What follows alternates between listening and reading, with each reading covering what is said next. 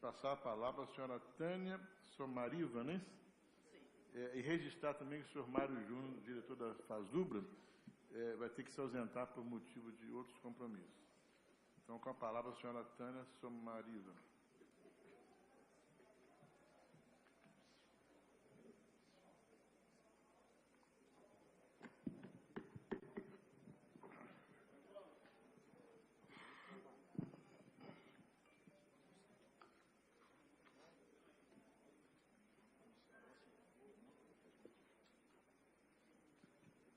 Boa tarde a todos. Gostaria de parabenizar os organizadores do evento, mas gostaria também de parabenizar em especial a cada um de vocês que saiu da sua rotina e veio aqui fazer alguma coisa diferente, em busca de informações diferentes e certamente para tomar encaminhamentos diferentes na vida de vocês com relação ao dano moral. E não só para ajuda pessoal, mas também para ajuda dos colegas de trabalho, do grupo, da comunidade, porque o esclarecimento é uma arma fundamental. E é com relação a isso que a gente vai tentar apresentar alguma coisa bem rápido e didático, porque a maioria das pessoas já falou do que eu vou falar. Então, é um pouquinho mais complicado, mas vamos lá, tentar abordar isso aí. Bom, a etimologia da palavra assédio, ela significa perseguir com propostas, cercar, dar sugestões ou pretensões constantes com relação a alguém, insistência, impertinente, perseguição, cercar a pessoa. Então, essa é a etimologia da palavra assédio. Sigamos agora para a moral. A moral é uma disposição de espírito que uma pessoa apresenta para agir com maior ou menor vigor diante de determinadas circunstâncias. Então, o termo assédio moral é espécie do gênero dano moral. O assédio, ele é inerente à natureza humana. Então, assim, todos nós, enquanto seres humanos, somos possíveis assediadores. Moral não se sujeita a qualquer possibilidade de assédio. Então, o assédio moral é grave. Por quê? Porque a moral, na sua essência, ela não se sujeita a esse tipo de situação. Assédio moral no serviço público. Então, nós temos aí o assediador e o servidor público. Geralmente, o assediado ele é pego despercebidamente. Quando ele, algumas vezes, se percebe, ele já está no processo de assédio um tanto quanto aprofundado. Mas o assédio moral no serviço público consiste na exposição do servidor a circunstâncias humilhantes e constrangedoras, periódicas e prolongadas. Isso é essencial que vocês gravem, é a periodicidade e o prolongamento. Um evento só, isolado, não é assédio moral. Aí vocês vão dizer para mim assim, tá, então quer dizer que o meu chefe pode chegar um dia lá e me esculhambar e não tem nada? Eu não disse isso. Quero dizer que, às vezes o chefe está nervoso e fala com você, poxa, mas você não fez isso, você deveria ter feito. Vai ver, ele está nervoso, foi só uma vez. Mas se ele te xinga, etc. e tal, ele excede um pouco, uma vez só, mas excedeu, não quer dizer que seja assédio moral. Mas você pode enquadrar ele no dano moral, tá? É diferente, mas nem tudo é assédio moral, tá? E tem que ser também no trabalho, né? Se vou tomar um café com o chefe e brigar com o chefe fora e não tiver nada a ver com a relação de trabalho, também não dá para enquadrar em assédio moral. Um breve histórico jurídico de como que começou o assédio moral. Então, a primeira pessoa que deu um empurrãozinho para que realmente fosse estudado isso melhor foi o psiquiatra alemão Hans Lehmann. Ele começou com as pesquisas das consequências neuropsíquicas do assédio moral no trabalhador. Depois também teve um documento da OIT, que eu nem mencionei aí, mas isso só foi também em 1988. Então, eles fizeram um documento que não está nem nomeado, procurei fiz várias pesquisas, mas não consegui encontrar o nome do documento, mas a OIT também fez isso. Mas em 1988 houve uma divulgação e uma denúncia de assédio moral a nível mundial, feito pela psicóloga, aliás, pela vitimóloga Mary France Irigoyen, que lançou um livro muito bom, se vocês tiverem oportunidade de ler. Está aí o nome, Assédio Moral, a Violência Perversa no Cotidiano.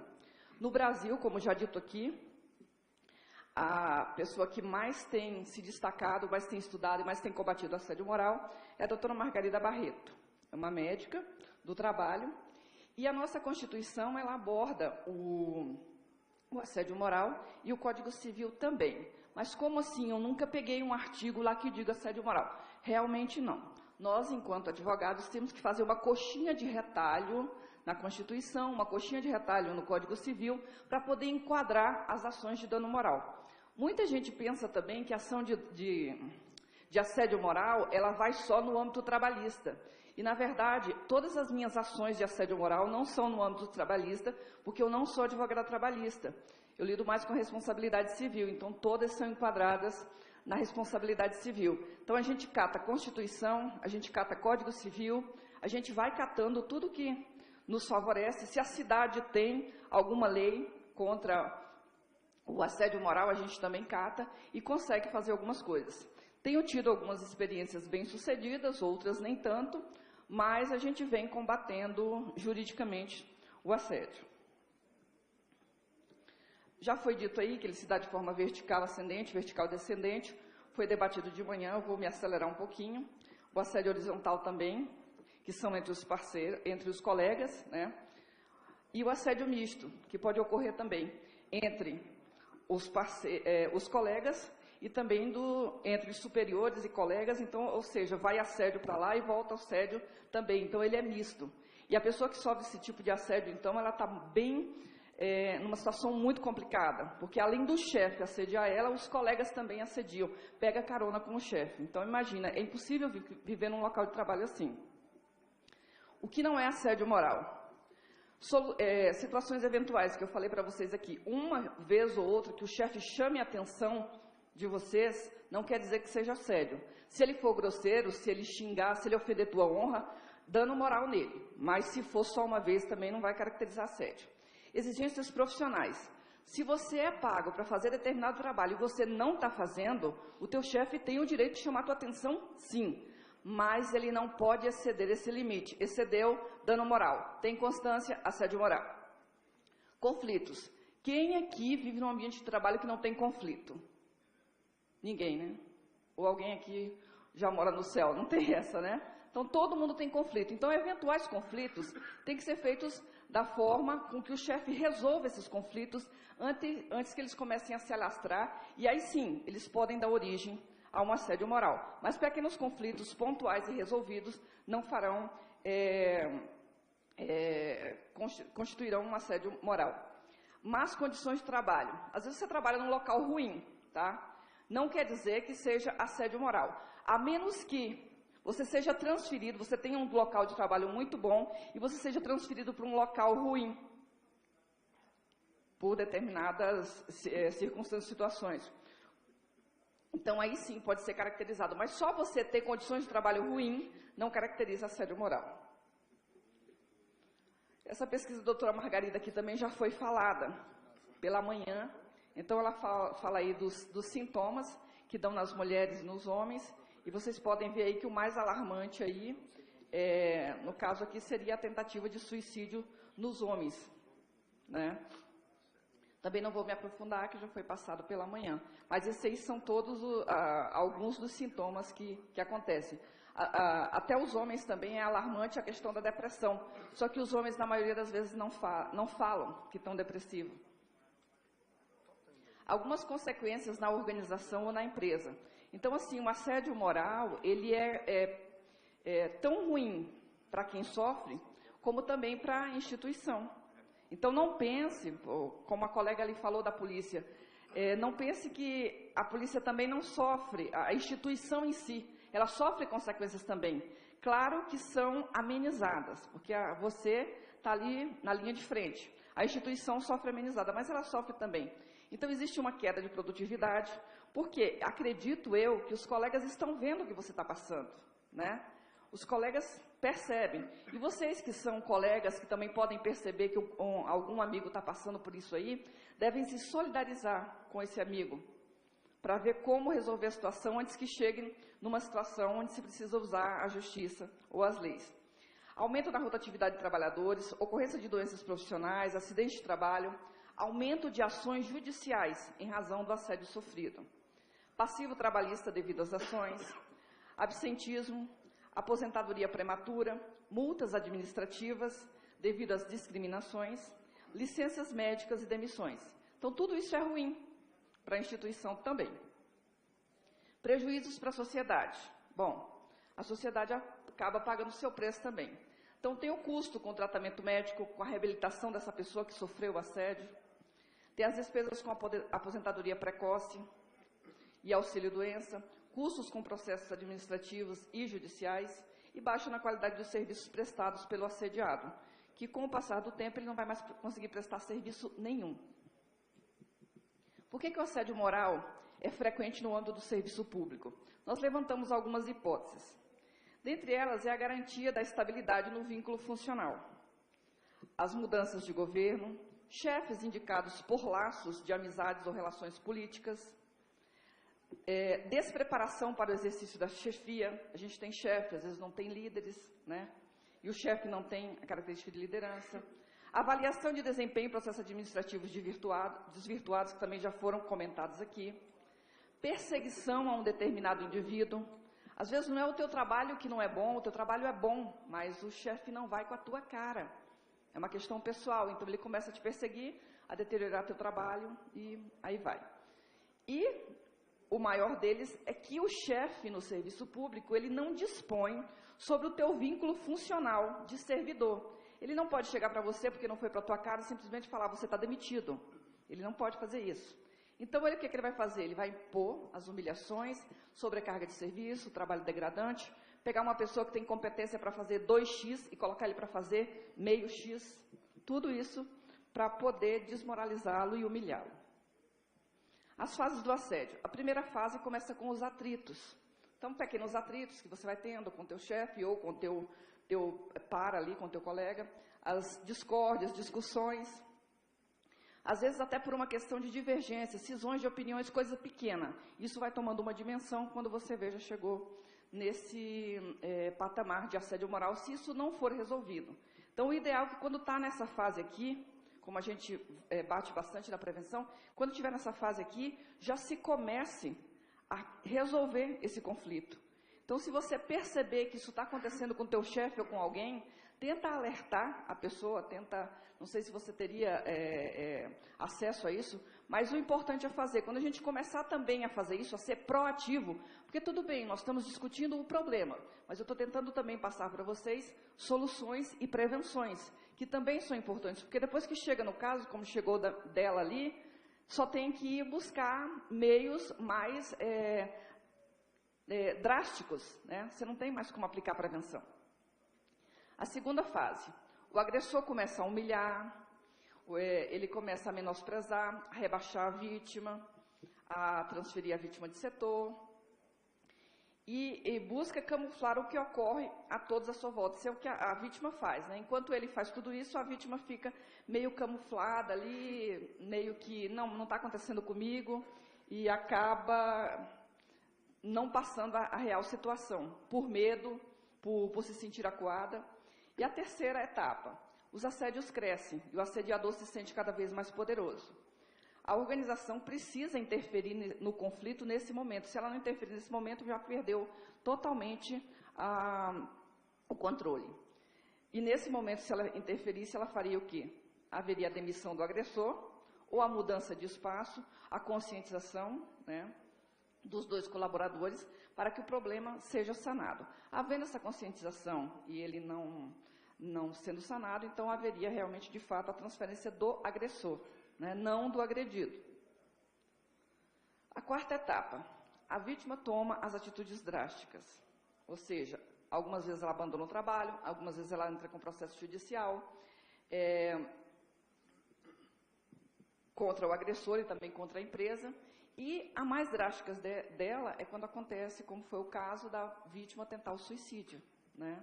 A maioria, os homens, acaba acontecendo isso. Então, essa já é a fase final, realmente. Como que é a conduta do agressor? Como que você vai identificar essa conduta do agressor? Geralmente, ele sente-se superior e ele tem um sentimento de grandeza. Ele precisa da aprovação e da admiração de todos, nem que para isso ele tenha que humilhar, que maltratar e que menosprezar. Ele fantasia o sucesso ilimitado e o poder ilimitado, nem que para isso ele tenha que fazer todas essas coisas que eu já falei para vocês.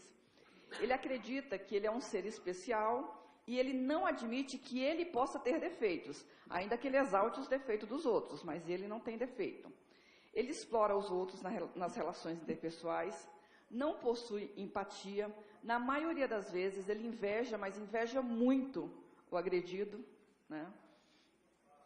Ele é arrogante e ele jamais aceita ser contrariado. Não é uma questão pontual. Não é a pessoa foi contrariada uma vez e ela se irrita. É uma questão de constância. Ele não aceita de forma alguma ser contrariado. E ele, como já dito ali, ele ressalta muito as falhas dos outros. Dele, não. A conduta do agredido.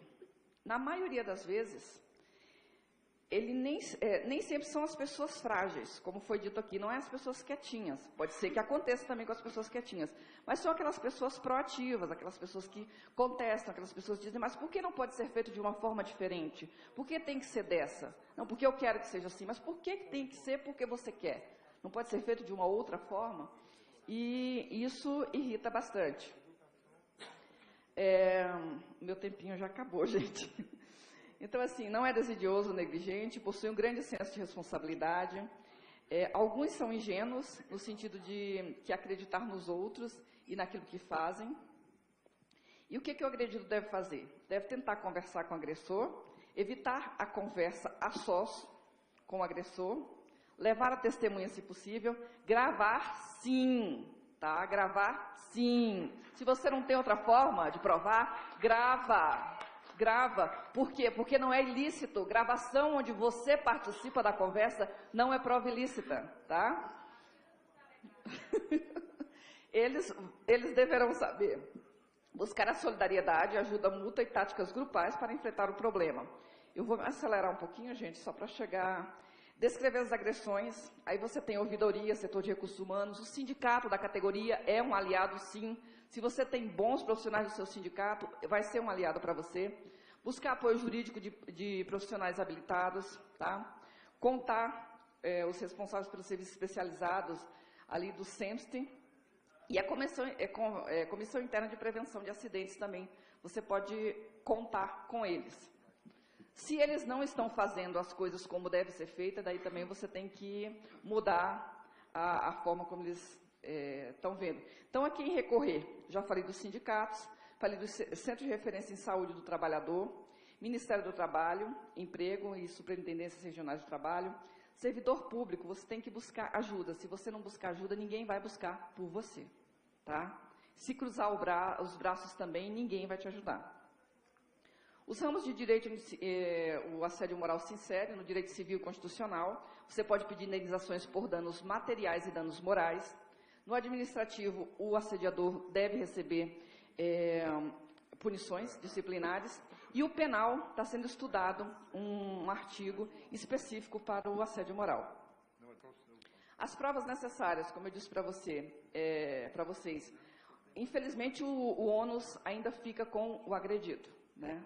E não aceita a inversão do ônus da prova. Então, se você tem bilhetes, se você tem e-mails, se você tem gravações, se você tem testemunhas de colegas, se você tem fotos, o que você tiver que puder agregar a uma ação de assédio moral, você tem que juntar e colocar aí.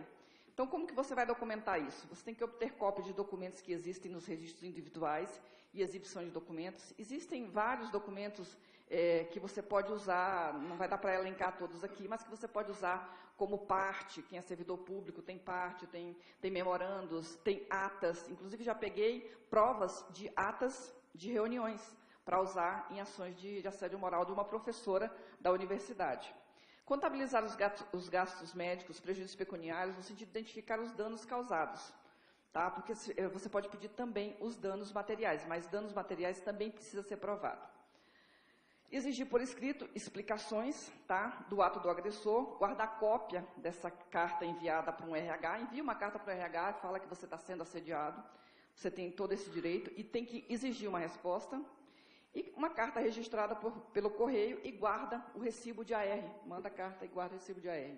O combate e a prevenção. Você não pode minimizar os relatos. Se algum servidor ou se algum colega vier para você e falar que eu acho que estou sofrendo assédio moral, dê atenção especial a ele. Pode ser que ele esteja sofrendo mesmo, tá? Seja solidário com a pessoa. É uma das formas de combate. Oferecer apoio. Testemunhar.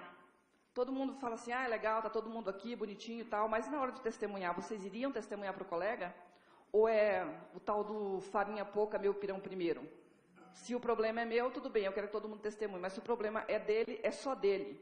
Não estou nem aí para ele. Então tem que pensar nisso também, gente, é uma via de mão dupla. Hoje, o X é assediado, amanhã pode ser você. Se você não ajuda ele hoje, amanhã você pode ser a vítima. Não aceitar tratamento desumano ou cruel, né? Promover luta contra o preconceito e a discriminação. Quanto mais impunidade, maior vão ser o número de assediadores. E vocês dizem assim, mas é difícil, viver é difícil. Ninguém disse que seria fácil, mas a gente tem que correr atrás. Se a gente cruzar os braços, não vai adiantar. Para quem está fazendo seminário aqui se depois vai cruzar os braços? Não, tem que correr atrás também, gente. Ah, mas a sua visão é de poliana. Mas se a minha visão não for positiva, visão negativa está todo mundo aí. Eu corro atrás dos meus clientes mesmo, corro sim. Por quê? Porque eu quero combater. E eu não ajo só com ações, tá? Eu ajo no combate também. Então, campanhas das empresas, como está sendo feito, seminários, campanha, tudo isso é importante, divulgar é importante, tá? Informação é arma, e é arma poderosa. Claro que deveria estar aqui, não só vocês, mas como foi dito aqui, as pessoas que realmente são responsáveis pela gerência, as pessoas que são responsáveis pelas delegacias, deveriam estar aqui, mas não estão, né? Pena. E por que denunciar? Porque combater o comportamento você tem que combater esse comportamento do agressor ou da empresa. Também para prevenir, reparar danos morais sofridos, tá? Minimizar as humilhações vivenciadas e para você ter um maior amparo com relação às suas queixas também e você sentir que tudo que você passou não foi em vão. E também para contribuir com uma relação mais colaborativa e saudável no ambiente do trabalho. Tem mais, gente, mas não vai dar para falar. Essa palestra é de 5 horas, é impossível resumir em 15 minutos. Agradeço a atenção de vocês e estou à disposição. Muito obrigado pela sua participação. A senhora Tânia Somariva. E passamos a palavra ao senhor Benjamin Lucas Horta, diretor da Abraço, Programas Preventivos, para a sua exposição.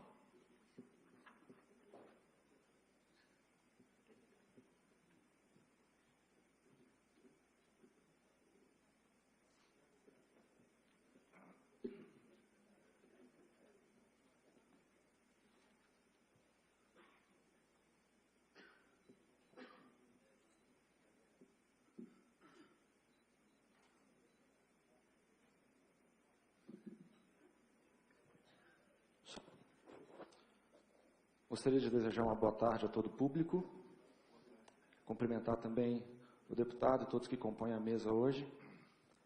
Dizer, antes de tudo, que é uma honra para mim compor a mesa ao lado de palestrantes, de expositores tão ilustres, de verdade. E quero parabenizar também o FENAPEF, o Sindipol DF, o Sindipol Minas Gerais, na pessoa do Dr. Denilson Martins, o CSPB, pela iniciativa. Eu acredito que esse seminário que está acontecendo hoje, ele é um seminário que promove não só o despertamento daquele que já é assediado, como também promove a solidariedade e estimula a solidariedade entre aqueles que percebem o assédio ao seu redor e muitas vezes não sabem o que fazer e como fazer. Tá? Temos visto todas as exposições foram extremamente relevantes e estou contente por poder ter ouvido palestras de um conteúdo tão rico. Porém, hoje nesse momento eu quero lançar um olhar, quero que a gente amplie um pouco essa questão do assédio moral e que a gente perceba, na verdade, a fenomenologia da moral e a fenomenologia do assédio moral. O que é essa fenomenologia? É a forma como o fenômeno ocorre e a forma como nós percebemos em nosso ambiente o fenômeno específico assédio moral. Mas mais do que isso, eu quero falar um pouco... Deixa eu colocar esse microfone aqui. Eu quero falar um pouco para vocês a respeito da genealogia da moral. Por que a genealogia da moral? Nós precisamos entender que o que é moral? E por que a moral está sendo assediada? Qual moral está sendo assediada? Quando assédio moral ocorre, não é só uma questão de assediar o outro, é uma questão de assediar uma conduta que é pré-estabelecida e que é reconhecida como uma conduta moral. A questão não está só no assédio em si, mas o grande problema, queridos, é que a definição de moral e o conceito de moral que nós temos em nossos ambientes sociais, quaisquer que sejam eles, está distorcida. E nós vamos entrar um pouco nisso agora.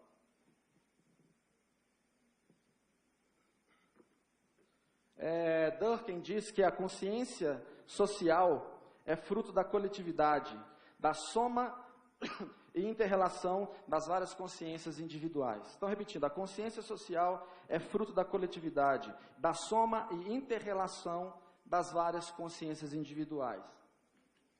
Então, as consciências individuais, quando reunidas em um ambiente social, formam uma consciência coletiva. Correto? Até aí tudo bem.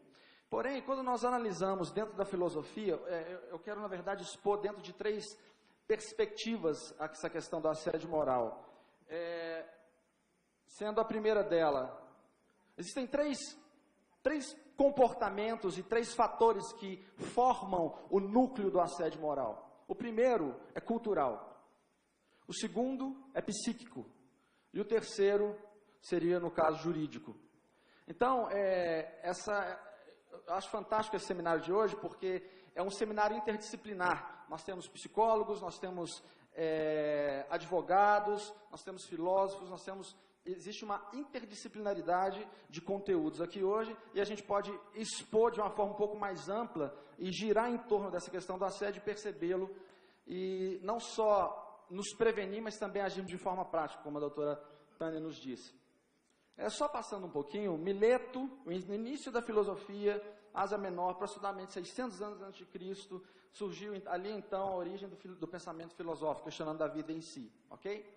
A partir disso, a filosofia foi sendo disseminada por vários filósofos, sabemos disso, conhecemos nomes populares como Empédocles, como Sócrates, como Platão e etc. Porém, todos prezaram e abordaram o comportamento, o bom e o mal, como uma forma de conduta, como uma definição, certo? Entre o que é bom e o que é mal. Mas dentro disso, somente em torno de 1887, foi que Nietzsche, de uma forma fantástica, questionou a genealogia da moral. Ou seja, Nietzsche questionou não só o que é ser bom e mal, mas de onde se originava a definição de bondade e de maldade. Ok? Então a gente vai entender isso agora. Então a pergunta que eu faço para vocês é: o que é ser bom e o que é ser mal? Se ser moralmente correto é ser bom e ser imoralmente correto mal, o que é de fato ser bom e ser mal? Marie-France Irigoyen, que é um grande nome aí na prevenção e combate ao assédio moral, psiquiatra, psicanalista e vitimóloga, diz o seguinte: a escolha do termo moral implicou uma tomada de posição. Trata-se efetivamente de bem e de mal, do que se faz ou do que não se faz, e do que é considerado aceitável ou não em nossa sociedade. Não é possível estudar esse fenômeno sem se levar em conta a perspectiva ética ou moral. Ok? Então, o que é bom e o que é mal define, de uma certa forma, resumidamente falando, o que seria aceitável e não aceitável, ou o que seria um assédio ou o que não seria assédio. Porém, Nietzsche, quando fez essa pergunta a respeito do que é bom e o que é mal, ele decidiu fazer uma análise etimológica da palavra boa e do que significava bondade naquela época. Ok? Então, olha o que Nietzsche diz para a gente. Descobrir que em toda parte nobre, aristocrático no sentido da ordem social, é o conceito fundamental a partir do qual se desenvolve necessariamente bom, no sentido de que possui uma alma nobre, aristocrática. Tá? Então, Nietzsche está dizendo que a definição de bondade não vem do comportamento bom em si, mas vem de um status social. Vem da necessidade de ser reconhecido como bom e do poder que lhe foi oportunizado para que essa formação, essa construção do comportamento de bondade fosse apresentada à sociedade, ok? Então, esse desenvolvimento se efetua paralelamente a outro, que acaba por fazer evoluir comum, plebeu, baixo, para o conceito de mal. Então, gente, a gente está saindo um pouco do assédio moral e a gente está, na verdade, a gente está entendendo moral, ok? Então, se plebeu, se nobre significava ser bom, se nobreza significava ser bom, obviamente, plebeu significava o quê? E oposição significava ser mal. E eu vou apresentar para vocês a etimologia disso para que a gente entenda de forma metafísica o que está sendo exposto aqui. Ok? Então vamos lá. Olha só as relações etimológicas que Nietzsche apresenta para a gente. A primeira delas vem do próprio alemão schlecht, que significa mal, e tem uma inter-relação com a palavra schlicht, que significa simples. Vocês estão vendo como o inconsciente coletivo começa a ser distorcido, não agora, mas de antes, por uma ideia que nos foi imposta, e não proposta, mas que não foi imposta a respeito de bondade e de maldade? Estão começando a entender? Então, schlecht, mal, para schlicht, simples. Termos em que se origem designava o homem simples, comum, que não possuía nobreza. Também o termo latino malus, mal, e o termo grego melas, negro, referenciando ao plebeu moreno de cabelos escuros. Olha só, malus, mal, melas, negro. Mais uma vez, a gente está vendo uma inter-relação. Aí, quando a gente olha para trás e começa a entender isso, sabe o que a gente entende? A gente entende porque a escravidão, ela foi tão permitida durante tantos anos. Vocês querem? Vamos falar de assédio moral? Então vamos falar primeiramente, sabe do quê? Da escravidão. Sabe por quê? Porque a escravidão é a maior representação do assédio moral. Porque o assédio moral, ele desrespeita, ele quebra qualquer direito humano que a pessoa possua, e pior do que isso, ele coisifica a pessoa. E a pessoa deixa de ser gente e se torna coisa, se torna descartável. E o problema mora aí. Então, agora, como essa questão começa a permear o inconsciente coletivo? Como os filósofos dizem, nós precisamos, gente, impedir que Auschwitz se repita de novo. Sabe por quê? Porque toda tentativa de mudança, quer seja boa, quer seja ruim, ela é muito subjetiva. Ela não é a curto prazo, ela ocorre a médio e longo prazo. Então, eu mais uma vez enfatizo que eu estou muito contente por estar aqui hoje, porque mesmo que o público esteja reduzindo, estava conversando com o Dr. Flávio, com o Dr. Denilson, eu acredito que esse evento aqui está sendo um marco, porque nós estamos não só aprendendo e combatendo o assédio moral, como nós estamos nos tornando a voz de vários assediados que nesse exato momento estão sofrendo assédio moral fora daqui. E assediados até que não puderam... Obrigado. E pessoas que gostariam de estar aqui, e eu sei que gostariam, e que não estão aqui. Isabel, volta com isso para lá, Isabel. Não é assim. E pessoas que não estão aqui justamente por estarem vivendo sob esse teto do assédio moral. Então, gente, caminhando. Só para a gente entender um pouco mais. No gaélico, segundo Nietzsche, encontramos o exato análogo. Fim, como por exemplo no nome Fingal, é igual no dinamarquês, von Dutch. Vocês lembram daquele boné? Von Dutch, que era popular por aí? Era mais ou menos isso. Fingal, antes do nome, significa nobreza. E é o termo que designa nobreza de maneira distintiva, sendo bom ou nobre. Porém, gente, esse termo significa, etimologicamente, originalmente, o loiro, em oposição ao homem primitivo de cor escura. Não é chocante a gente entender isso? A gente entender, aí você começa a entender todo o processo histórico. Quando a gente faz uma genealogia dessas questões, a gente entende o processo histórico que nos levou até aqui. Tá? Então, caminhando dentro disso, a primeira coisa que eu gostaria de enfatizar e de propor aqui, de uma forma combatendo a cultura do assédio moral, é que nós possamos promover uma reeducação moral na nossa sociedade. O que precisa ser de fato promovido é uma reeducação moral. É uma reumanização do servidor público. Sabe por quê? Porque quando nós olhamos para a filosofia, a gente entende, a gente pensa sempre no lado contemplativo da questão. Porém, a própria filosofia nos deu, em alguns tempos, contribuições que foram até mesmo prejudiciais para a sociedade. Por exemplo, gente, esse dualismo das palavras, bom, mal, né? Platão lá no começo, quando ele questionou o ideal e o real. Então, esse dualismo das palavras, elas foram surgindo, a metafísica foi se implementando, e aí, quando surgiu o humanismo, primeiro a gente fala da genealogia, agora a gente entra em humanismo. Olha só, quando surgiu o humanismo, o que o humanismo pregou? Que o homem, o sujeito, interagia com o objeto, que é o mundo, certo? E que o homem, na verdade, o objeto mundo não era o centro. O homem era o centro da relação com o objeto. Quando o homem percebeu isso, o homem descobriu que se ele era o centro da relação, ele poderia moldar e manipular o seu meio e os objetos. As relações que se estabelecem. Estão me acompanhando? Então, quando ele percebeu a possibilidade de manipular, foi aí que surgiu o mundo não se deixou mais de ser somente um local de habitação, mas o mundo se tornou o quê? Uma fonte de recurso, não é?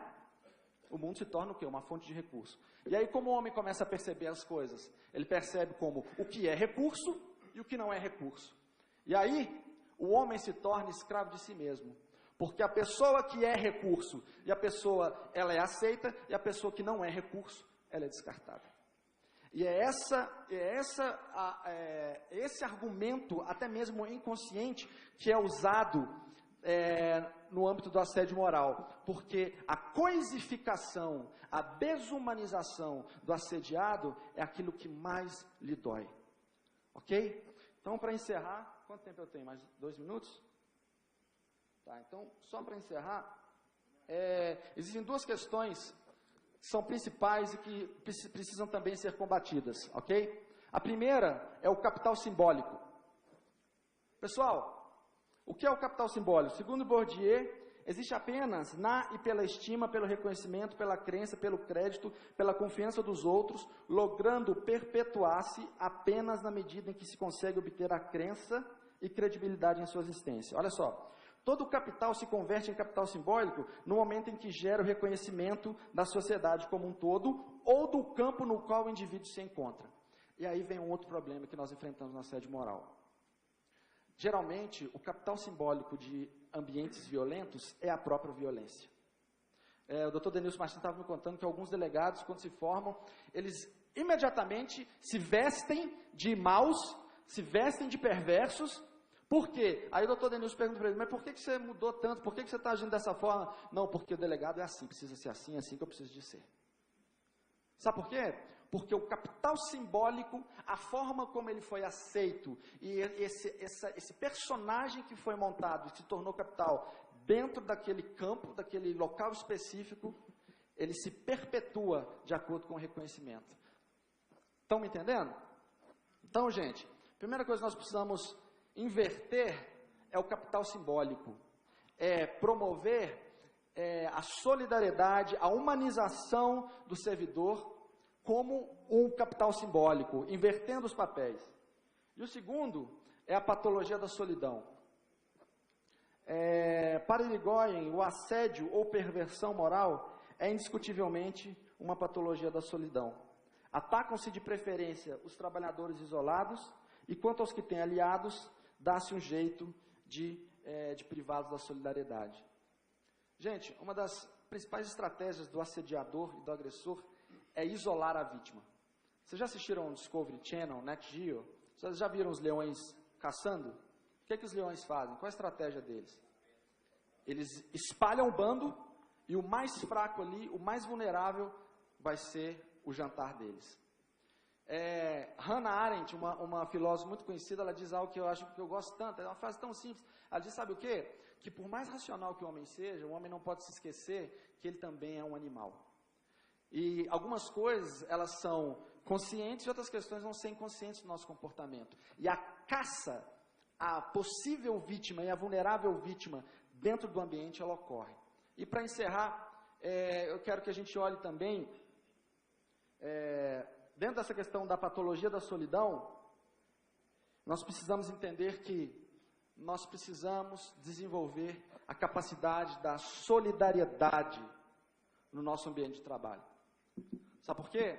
Tem uma frase que diz que, é até uma frase em inglês, together we are stronger. Unidos, isso não é ideologia só. Unidos nós somos mais fortes.